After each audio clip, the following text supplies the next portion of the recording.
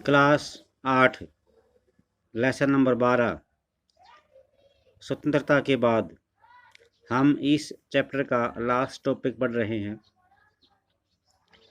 इस चैप्टर के अनुसार 15 अगस्त 2007 डेट दिखाई गई है कि हमें आज़ादी 2007 में 60 वर्ष हो चुके हैं आज़ादी को प्राप्त किए।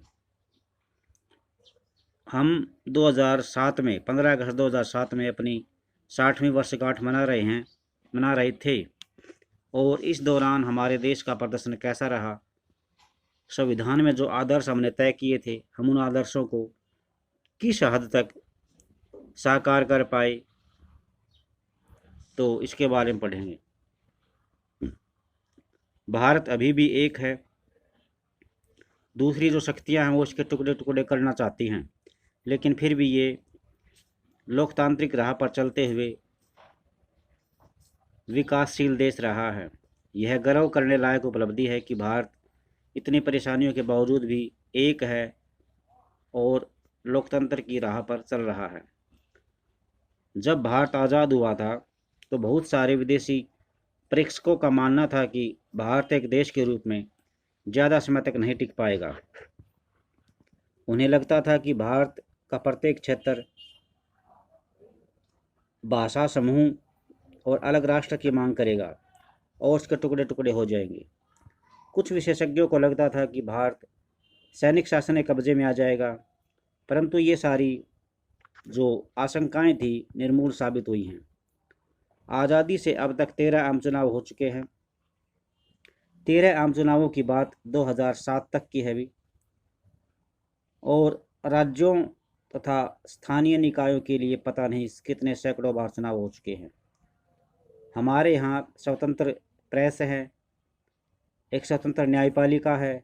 इसके अलावा यहाँ के लोगों की भाषाई विविधता का मतलब है यहाँ के लोग अलग अलग भाषा बोलते हैं। धार्मिक विविधता भी है, अलग अलग धर्मों के लोग रहते हैं, फिर भी यहाँ के लोग राष्ट्रीय एकता की राह में रुकावट नहीं बन पाते। परंतु दूसरी तरफ बात ये भी है कि आज भी हमारे देश में गहरे मतभेद बने हुए हैं। संवैधानिक गारंटियों के बावजूद अछूत समुदाय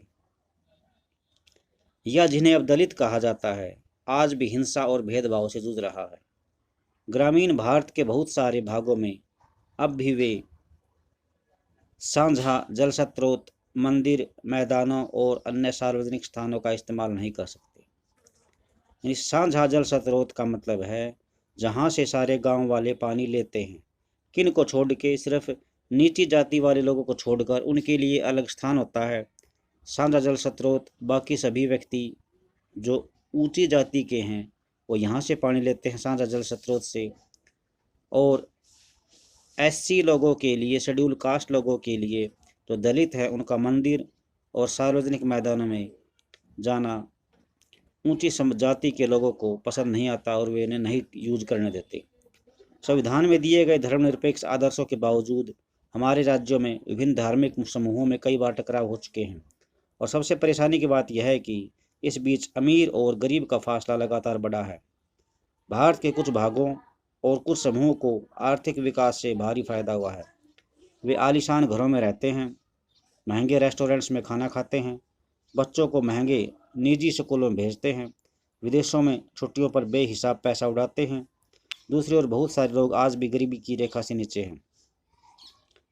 शहरी झुग्गी बस्तियों या बंजर देहात में रहने वाले बहुत सारे लोग अपने बच्चों को स्कूल भी नहीं भेज पाते। हमारा संविधान कानून की नज़र में सबको बराबर मानता है, लेकिन असली ज़िंदगी में कुछ भारतीय औरों के मुकाबले ज़्यादा बराबर है। स्वतंत्रता के समय तय की गई कसौटियों के हिसाब से देखें तो भारतीय गणतंत्र बहुत बड़ी सफलता का दावा नहीं कर सकता, लेकिन यह भी सच है कि वह विफल भी नहीं हुआ है। यहाँ पर ये जो धारावी बस्ती दिखाई हुई है, धारावी महाराष्ट्र में एक शहर है, शहर तो नहीं कह सकते, बस्तियों का सबसे मलिन बस्ती है ये। बम्बई स्थित धारावी महाराष्ट्र की सबसे बड़ी झुग्गी बस्तियों में से एक है।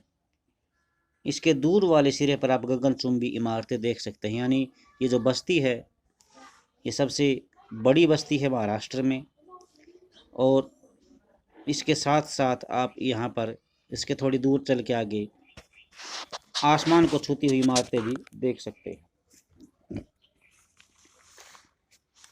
इससे आगे चैप्टर आपका ख़त्म हो चुका है, लेकिन बीच में एक टॉपिक रह गया था अभी, एक स्वतंत्र विदेश नीति की चाह।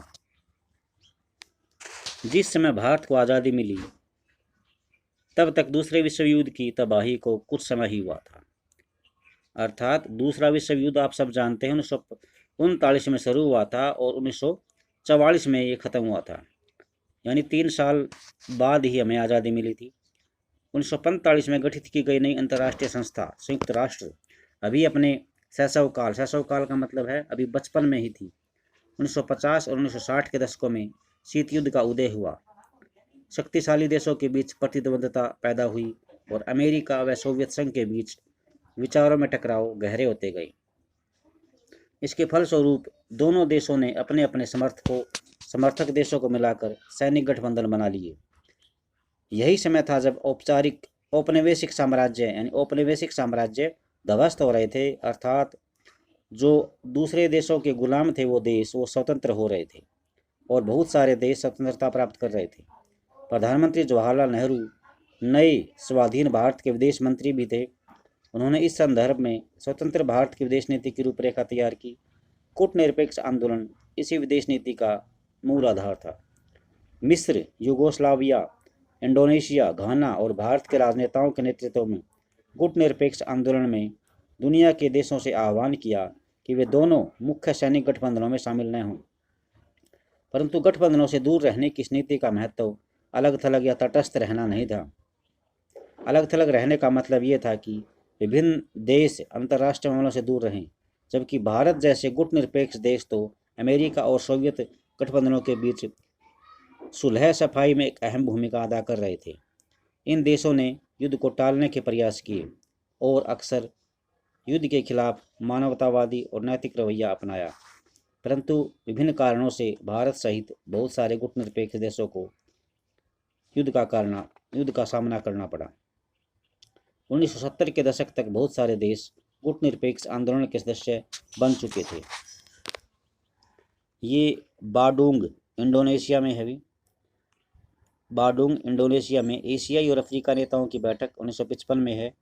इस प्रसिद्ध सम्मेलन में 29 से ज़्यादा नव स्वाधीन का मतलब जिनको आज़ादी अभी अभी मिली है देशों के प्रतिनिधियों ने इस बात पर चर्चा की थी कि अफ्रीका, एशिया के देश उपनिवेशवाद और पश्चिमी प्रभुत्व के विरुद्ध अपने प्रयास किस तरह से मजबूती से बनाए रखें।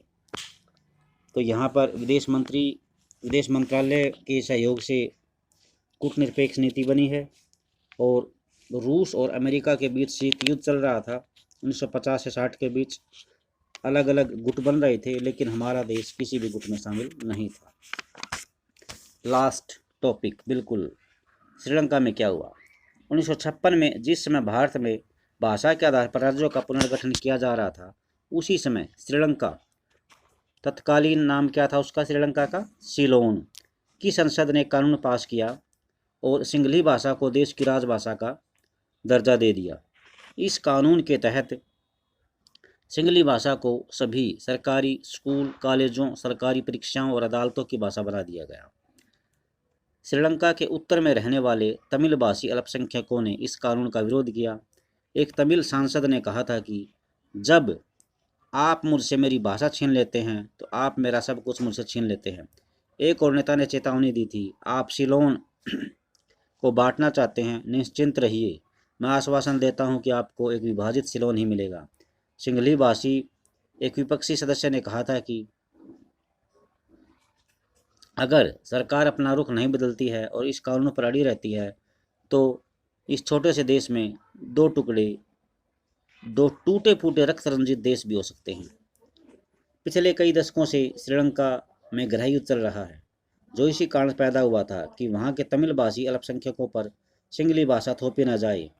और एक दक्षिणी एशियाई देश पाकिस्तान भी इसलिए दो टुकड़ों में बट गया क्योंकि पूर्वी पाकिस्तान के बंगला भाषी लोगों को लग रहा था कि पाकिस्तान में उनकी भाषा को दबाया जा रहा है। इसके विपरीत भारत एकीकृत राष्ट्र के रूप में कायम रहा है कुछ हद तक इसलिए कि यहाँ सारे क्षेत्रीय भाषाओं को फलने फूलने का मौका दिया गया।